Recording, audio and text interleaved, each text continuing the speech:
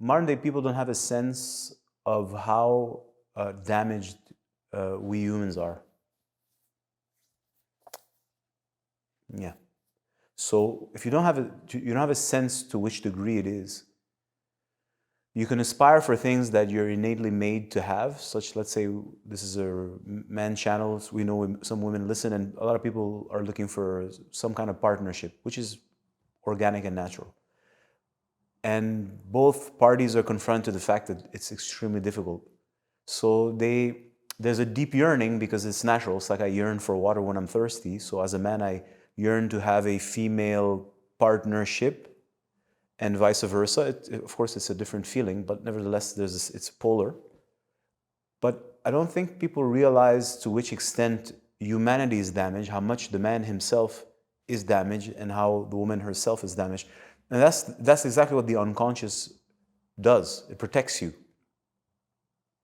from the trauma. And we're not talking about like a superficial trauma.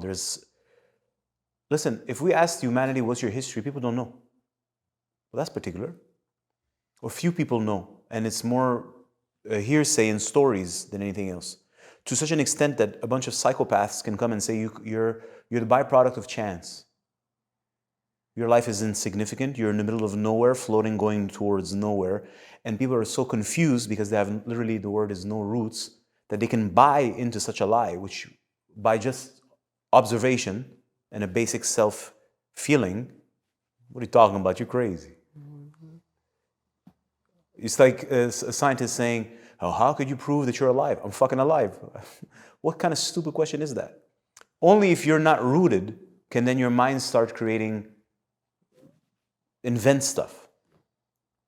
So the point of what I'm trying to say is that a lot of people aspire for meaningful relationships. They don't necessarily know what a meaningful relationship actually practically is designed to be, right?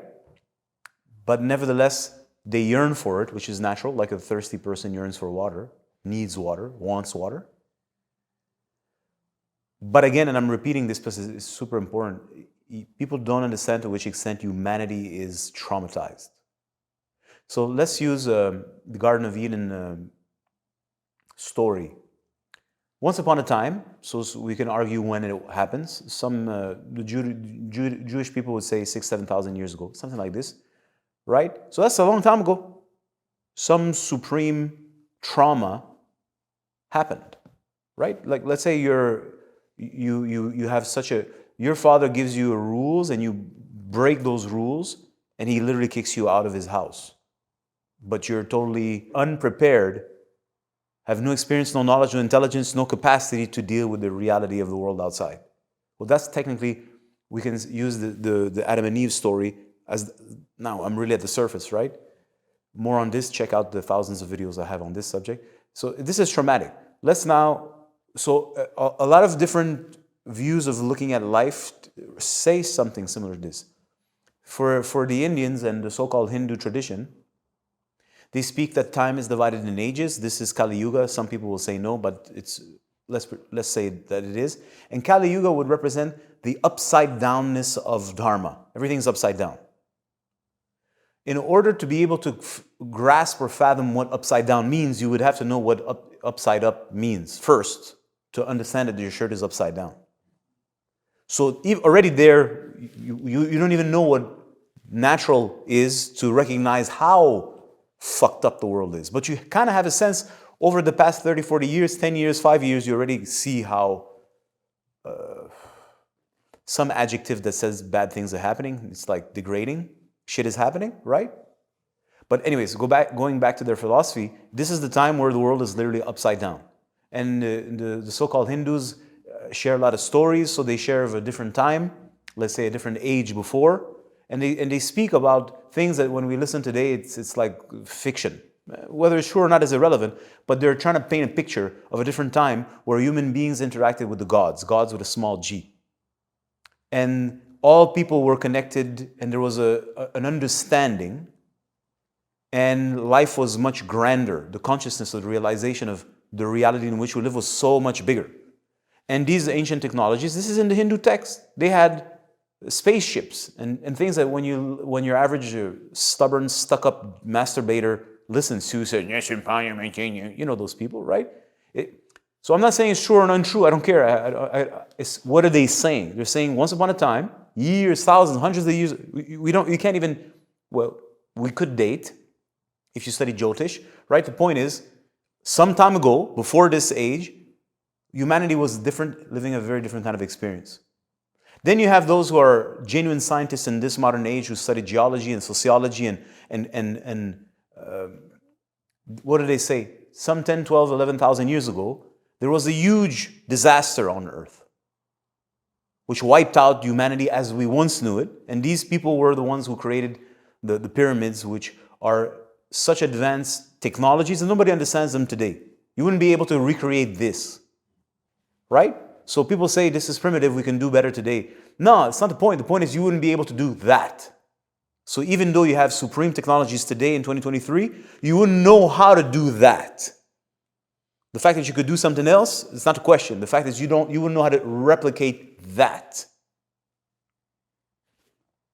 Shows that these people had access to some kind of knowledge that today is lost. And it's not the point of the conversation. The point of the conversation is that they hint towards some kind of cataclysm that wiped out humanity. And so these are what I'm saying here, because this is not the subject. The subject is like there's a trauma. So ancient traditions say that there's a trauma. And today we are the byproducts of the survival mechanism of that trauma.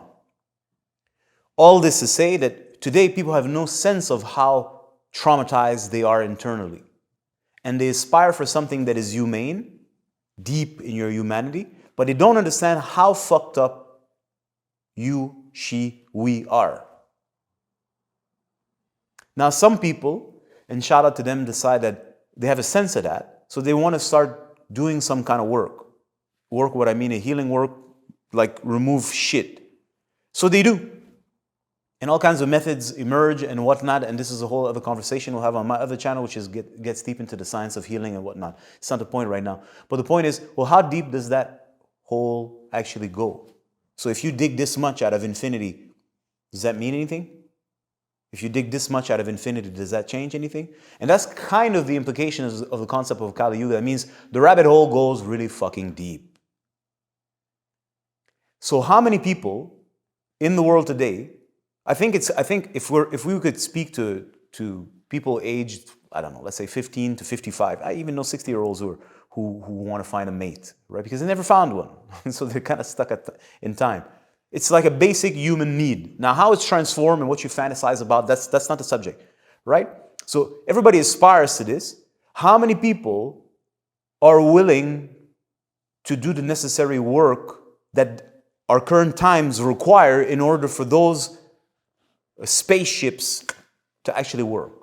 Not many. That's why nobody's doing the work. And that's why relationships are dying, and that's why people are going further and further and further away. This is not a criticism, just an observation. So why are relationships dying? Because people can't hang out with one another because there's too much trauma. And when you bring that polarity together, it just wakes up sparks, but there's too much trauma and you don't know what's happening to you, what you're feeling. It's too intense, it's violent, it's painful. And nothing in the ethos and the culture around you is there to support such a process. And anything that emerges is, especially in the man, is instantly vilified and demonized. And there's no conversation, and there's nobody that you can really trust who can facilitate that process for you. Let's be honest. So this is a deep concern. And what I'm trying to say is that, well, there's some people who have an interest in doing that work, but the fantasy of a perfect relationship or perfect marriage not with a ring, marriage, a connection, a partnership.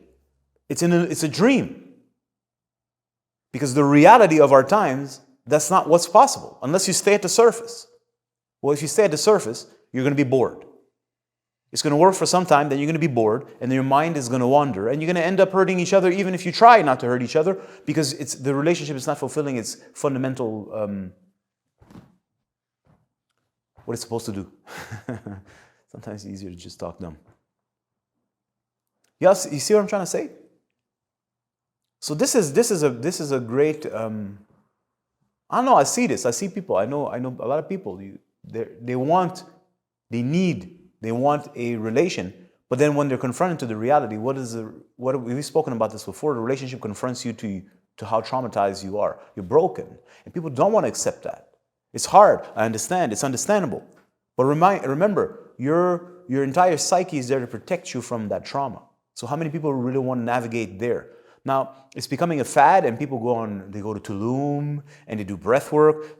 Like I said, I'm not gonna break down healing modalities and how they work or not work. The point is, it's great. You did that for a day, 3 days, a week, a month. Fine. How deep does the rabbit hole goes, and to have a scope of how profound the trauma is. So some people in this day and age are awakening to that fundamental reality. Humanity is broken. And some people are called to go through the journey of healing, the path of healing, to amends and to fix the machine, he and she. But the point is, today, your modern person has no fucking sense of how traumatized he or she, they really are. And that's part of intelligence. You're protected from your own pain. Imagine you have to feel it, the depth of the anguish. You wouldn't be able to bear it. You'd snap.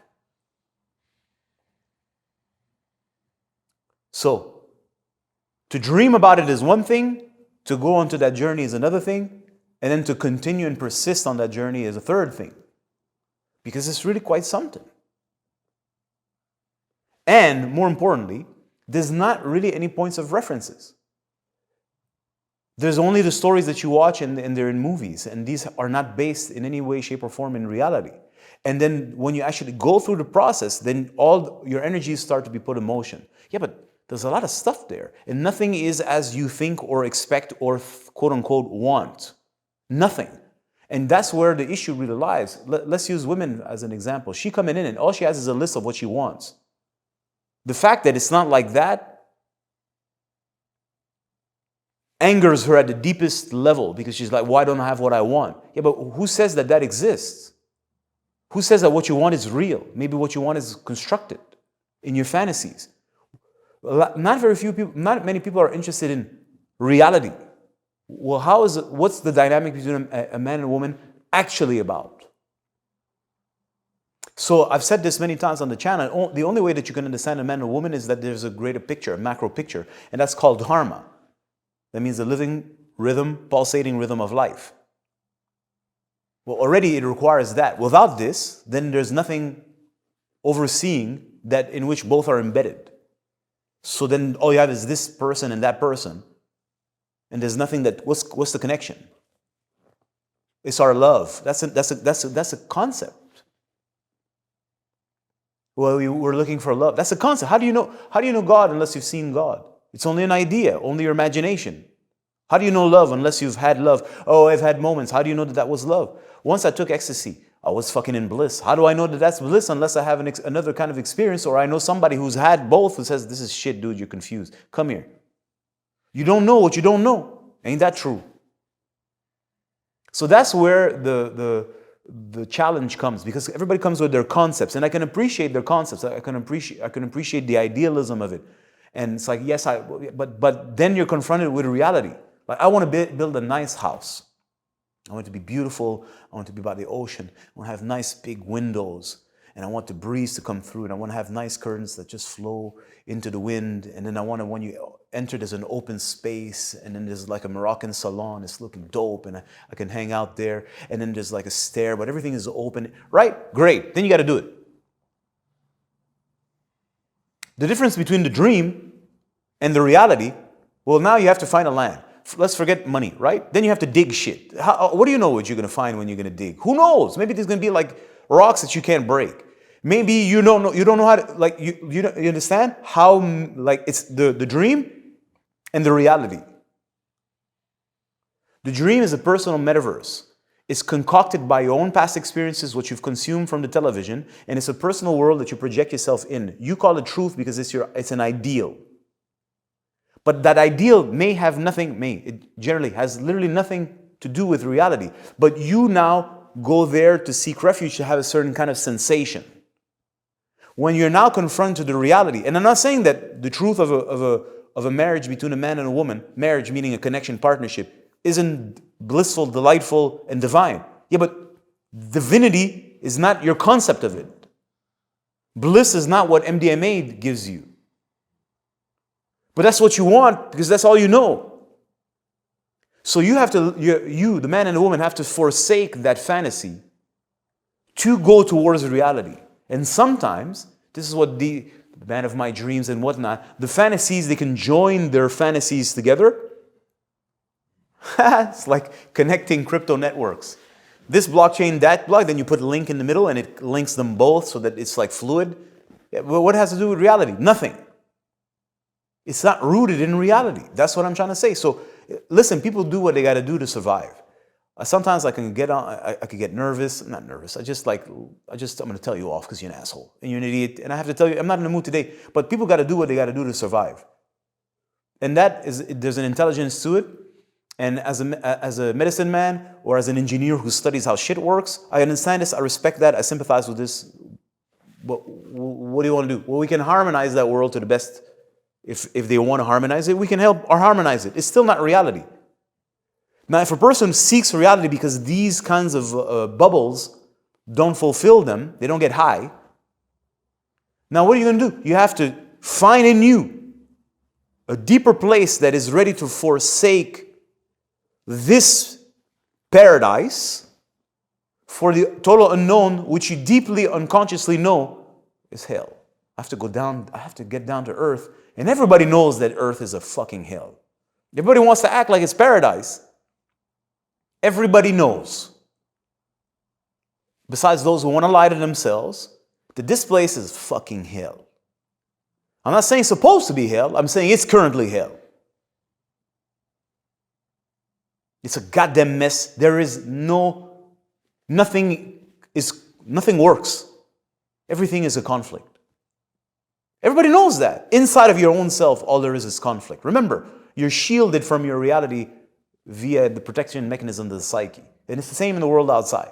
In other countries, it's very obvious. There's conflict everywhere. Now America is full of conflict. Everywhere it's conflict. So coming down to earth is to deal with the mess that you as a person are, you in your relationships are in, you and your family are in, and then your society at large, and then the world, because we're one species at the end of the day. It's a fucking mess. That means you got to put up with that. Who would want to do that? It's hard. It's very painful. And you're going to need some guidance for sure. But why? I could just stay here and just hang out in Tulum and just be happy. It's a beautiful, magical place. There's nice trees everywhere. I get to dress cool. I go to these amazing resorts. I hang out with the DJ, I don't know what's her name, and she's playing those lo-fi beats, and then the next one, and it's just a party of pleasure all the time. Then we're going to try that food, and then we're going to go over there, and then we're going to try this, and then we're going to go to the cenotes and take a dive, and then we're going to take that workshop and just work on ourselves. I don't mean to be critical today. I'm not in that mood. But the point is, well, yeah, because I want to enjoy my life. Yeah, but if you actually could look into that person, which I can, that person is miserable. They live in a bubble. They live in gas. Because they're not rooted. Now, I understand why they select that approach. Like I understand another person whose approach is different. It's not the point. The point is, what makes a person want to leave their fantasy? And sometimes if they're lucky, they share fantasy with another person. Or sometimes they never have a fantasy, but they dream of it all the time. But that's an obsession that keeps them going. What makes a person decide, okay, I've had enough? We can say that's a deeper calling. We can say that. I think it's fair. It's a deeper calling. Another point in time we could break it down. I'm not in the mood. It's a deeper calling. But at the end of the day, it's because the drug don't work. Yeah, but when you have a drug problem and you enjoy the drug, you don't really have a problem, do you? You're enjoying yourself. We went to the raves. I'm getting high. I'm like, this is fun. It starts to dawn on you when it's no longer fun. It's not working anymore. Like, maybe you got a problem, but you're in that lifestyle now, and you're like trying to like get the most out of it, but you're like, this is not working. What the fuck am I going to do now? And that's very scary.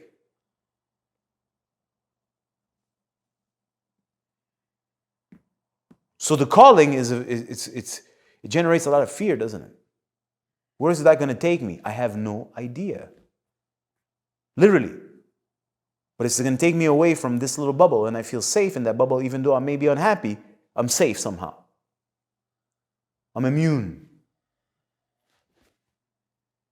So we started all of this saying, well, a lot of people aspire to have working, fulfilling relationships. I says, yeah, for sure. It's natural. Just like I want water or I want to eat. However, how to achieve that? And I know people, and if you scroll through comments, what do you see? Everybody, it's, oh yeah. Yeah, but what people have to understand, and I'll end my little rant with this, is that if that's what you want today, you have to work. And to say, okay, I want to work, is not sufficient. Then you have to learn. And it's not what you think. It's not what you think. That's the catch. And on the other hand, you have people who are selling you what you think. That's what I'm trying to say. I have nothing against them. Everybody got to do what they got to do. I'm not here to say no. They're doing but they're selling you what you think. And I'm telling you, it's not what you think. And I'm telling you, fuck all. Is that deeper calling, does it have something to do with the opposite sex?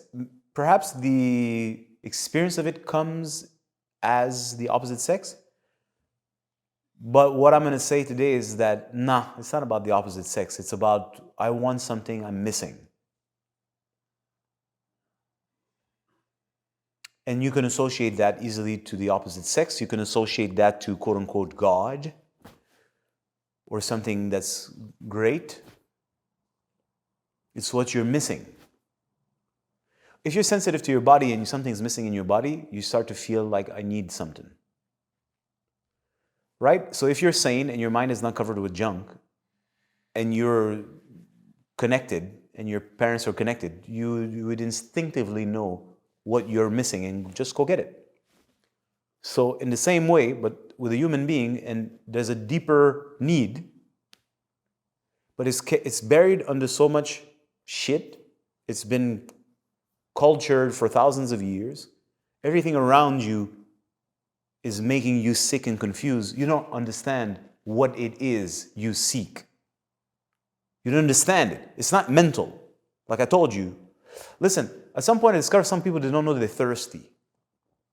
When I was studying in healing and all this, I'm like, you don't know how you're thirsty. That's fucked up. You can't feel thirst. Think about it. This is the most fundamental thing in a human being is food, excretion, drink, breathe. Right? I don't feel it. I don't know. I could never drink. Like that's something that's out of tune in your system. So this is just an example. So as a human being, those are the basic needs to survive. Then it's more fundamental would be the right expression. And sometimes that arises, but you don't understand what it is. Because you're scared of its call. Because if I'm thirsty, like an animal, right? Let's say I'm a deer and I'm thirsty. That's it. My path is set. I'm getting water. It sets me on a path. There's no negotiation. There's no, let me finish what I'm doing now. No, wait. Let me finish this chapter. Where was I? I'm not watching a movie. I could distract myself. No. Water now. So that basic primal calling requires action. So if we live in a world where this is not acknowledged, not understood, and for whatever reason, let's say we don't want you to follow that, so whenever it arises, there's going to be such a fear because you don't understand it. And the implications of it means I have to leave where I am and go towards something else. It doesn't mean you have to leave your house, but it means I have to go on a journey. And I don't know what that journey is about. I don't know where it takes me, and I have no references around me. Fortunately, you have YouTube, and you can get lost in everybody's made-up journey. This is the beauty of our age. Listen, it's very hard to say things without saying them. So sometimes I'm harsh. For fun, I enjoy it, and sometimes I like so. Here we go. So there may have been originally some kind of twinkling of that thing, and immediately it got covered by a sales pitch. So now you go right into that because you feel safe in some way. You didn't let that grow, and where does it want to really lead me? But the point is, that's scary. So the original question was that calling is for the opposite sex. Yeah, at a level it must be, because like human beings are multidimensional. There's a lot of aspects that make a human being, including the procreate, that means capable, seeking to create in the name of life. It's also there, and that aspect of the human being requires the polar opposite. And these two, once they combine, it's not sufficient. They need to be surrounded by a community, the man with men, the women with women, and how they interact. But that's primal. That's basic, in other words. That's fundamental to the human experience. And although there's other aspects of the human being. So if you take a human being today and you just observe how unbalanced or sick they are, then you realize, well, they're everything you don't have. You don't have real food. You don't have real water. You don't have real family. You don't have real companionship. You don't have real friendship. You don't have real education. Go through a fucking list. Let's be honest. What you do have is endless entertainment. Nobody can take that away. Thank you, YouTube. Thank you, all those tech companies, for giving us endless entertainment. What you do have is endless illusions. Shout out to that. Right? I'm not going to take that away. But everything else, or almost, for most people, it's like lacking.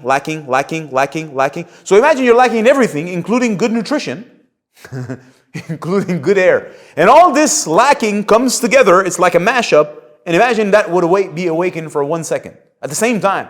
So you have like 15 floors, for example, all saying, what the fuck, I need. You're going to go insane. You don't know where to go. Where are you going to put yourself? You don't even know how. Where am I supposed to get good water? I don't even know that's water. That's the water call. I don't even know. I'm so sick. When I drink tap, I don't even know that the water is no good. I'm so... I live this.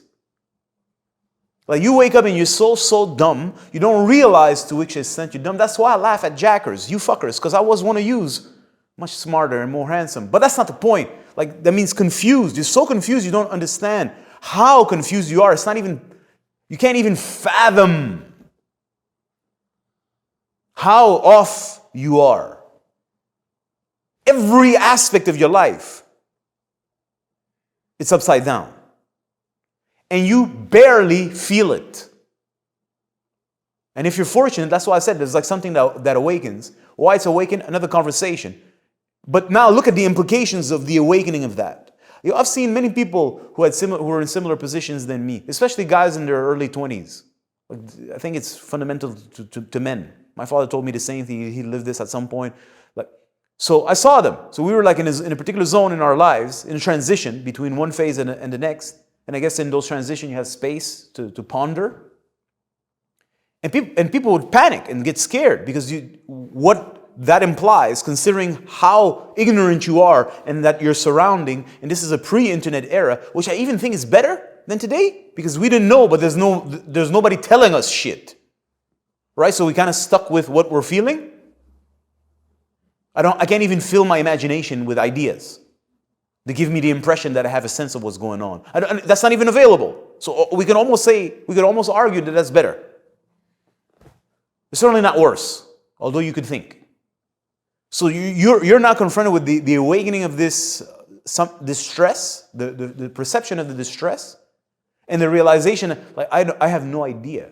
Like, I'm everything I don't know, and I don't know that I don't know anything, and I don't even understand the layers of I don't knownness. Like, that's a trauma in its own. And a lot of guys, women also, but right, I can't deal with this. Then you go towards drugs, and the drugs, by their nature, offer you some kind of experience. It's a very seductive compensation, let's say, because it numbs you, and it also gives you an impression of like discovering shit. Well, in a way, you're discovering a door over there, which is a prison, but the prison has its advantages. It's not reality.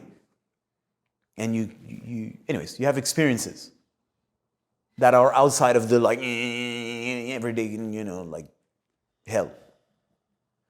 The drug is a huge subject. The drugs are a huge subject. We'll talk about it some other time. But I think you understand the point. So let's say you're confronted to that. That's a hard place to be. And I remember very vividly this. It was a particular summer in our lives, me and the dudes. And some of the dudes were kind of freaking out because we were talking about stuff that was just going further and further and further into this like re-questioning. And then some people got really scared because me, you can imagine. I'm just like going with it. And I had the space. God bless my parents for allowing me to have that space and my circumstances. That was a moment in my life. So I could just like, and I'm like, I'm going with this. Because what else do I have going on for myself? Nothing. And not only that, whatever is offered to me, I don't want it. So I'm going down that rabbit hole. So buddies came along for a couple of evenings. It's kind of cute. It's kind of fun one night. And they're like, okay, well, we're back. See you later. It's like scuba diving. Like, psh, go back up. Psh, go back up. And where he going? I'm not stopping. This guy's crazy. I can't go back, guys. So then you lose your friends, which are deep fulcrum that guys have. The guys who have friends, not you, some of you losers who, you know, like guys they're like your band of brothers. You fucking need them, especially in this day and age, in the hells that we live in, right? How do you fucking survive high school if it's not for the guys? It's unsurvivable. Let's be straight. It's unsurvivable. But you guys have a telephone that you can just watch TV on in class. We didn't have phones. The point is, so all this opens up to you, and it's very it's something. It's something, and not a lot of people want to follow. Now you turn on YouTube and you type spiritual journey, and then you have 1 billion endless videos. So now you can go watch TV talking about that. Does that change anything? No. Is what you're watching true? It's not. It's TV. Is there something wrong with it? No, it's entertainment. It's nothing more than that. It's a spiritual entertainment, if you call that spiritual, because that's not spiritual at all. Spirituality is called know thyself. That's my definition of spirituality. Spirituality equals know thyself. So watching spiritual shit, reading spiritual shit, that's entertainment or intellectual studies. That's great. I ain't got nothing against that. But that ain't spirituality in the truest sense of the word, as I define it, and I'm gladly sharing with you, so you at least understand what I mean. Spirituality means know thyself. So all this endless entertainment gives you the impression that you are learning about life, but it's not your knowledge. You don't fucking know. That's the truth. So we started off with a basic question. Here we are 10 hours later. The point is, as a man, because I've made many points, the point is that as a man, if that calling awakens, it's going to challenge you because it shows you and confronts you to the fact that you're a lost sheep. And what did I see when I was in that phase? I saw my buddies start to attach themselves to ideologies. So it was already there. We grew up in a Christian family household, right? I went in Catholic church. I did a bunch of things, but it wasn't like serious, right? And then when we went through that process, then this one, our homeboy, the Pakistani, became Muslim now. Like that's like he's like going for it. You know, like the 20s with their stupid idealism, dumbasses, right? That's you, dumbass. It's not the point. The point is because confronted to that darkness, you can't handle it. I understand, right? So then they go attach themselves to that, and then they become more. I don't know. It's not necessarily fundamental, but kind of. And the other one's a Christian, but this is like a Baptist or I don't know which evangelist. Well, it doesn't really matter. And then the other one's a materialist, so then his career becomes this thing, and then it's like, but that's my friend. Yeah, but now that my friend is no longer my friend, he's holding on to a buoy. When we were kids, we're dumb. That's our buoy, and we're in prison, and we have no space. As adulthood arises, they need to hold on to something to give them a form of stability. And then you start to see, like, I can't, like, every time I hang out with you, we're talking about Jesus. Now, I can talk about Jesus for endless amounts of hours, and I have, and I did, with all kinds of people from all kinds of denominations. But it's not about talking about Jesus. At some point, it's like, no, you're like, every time you're talking, you want me to convert. Now, it's not a question, I'm like, but this is now, there's always tension. And I ain't in that space of mind. And if I bring up stuff I'm discovering, it scares the shit out of you because that's the devil. Like in any tradition, if it's not that, it's the devil. So you can play a little back and forth like this for some time until your path gets more cemented and you can't just be together because it's like heavy now. And it's unproductive for you and it's painful. So here we go. All of that because of that calling. How easy would it be if that calling was just about love and I could just find the woman of my dreams and all of this can disappear and together we can be together in love, in bliss, find perfect union, and we don't need nothing else. That's called the festival. If you're lucky to be with a girl who's decent looking and you're on the drug and the drug is hitting well. That's it. That's not reality. That's not reality. Of course, I've lived it when I was 18. It's not sustainable because it's not real. It's on the back, that little lifestyle, which is false, it's on the back of others. So in my case, when I was young, it's on the back of my family, or it's on the back of the government, or it's on the back of poor people, because it's not real. But look at coming out of that. So some people will go towards the fantasy of that calling is the resolution of it is the woman of my dream, the man of my dreams. Others, it's God. It's only in God that we can find the truth. And these theories may have a fundamental reality, an essential reality to them. Yeah, but the fact that this essential reality has nothing to do with how your mind is making up and how your mind is holding on to it out of fear. And I respect that fear, but it's not truth. Even though it could be truth. It's not truth because you ain't feeling it. You ain't living that experience. It's an ideology. But ideologies offer a very firm, it's a profound, it's a fulcrum to stabilize people. And then from that point, you're now a servant of the ideology, and the ideology needs you to push its agenda. This is not negative speaking, it's just what it is. Because if you don't serve the ideology, you're not in its flow and its energy, you're not feeling it, it's not nourishing you. And some people are fortunate to get to the end of this, and it's like, this is not working. And some people, they can stay in it for the rest of their lives, even if they're bad servants of the ideology. The point is, that calling, it's deep, especially considering our day and age, and how damaged the human being, and I'm going to link it to the first flow. People don't realize to which extent they are diseased. People don't have a sense of that. When you start to do that kind of work seriously, with proper guidance, then you start to opening literally the Pandora's box. Like, whoa. And it goes, and it goes, and it goes, and it goes, and it goes, and then some people just love the endless going, and they become obsessed with this, and it's become their ideology. Listen, the mind is a labyrinth and has endless. And it changes shape as you walk with your minds.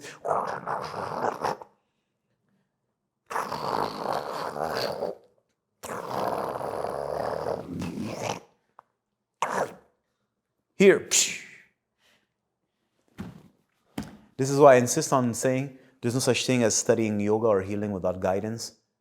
Because how do you go through a labyrinth that is literally designed to protect you from yourself? That's very profound. I'll let you think about that.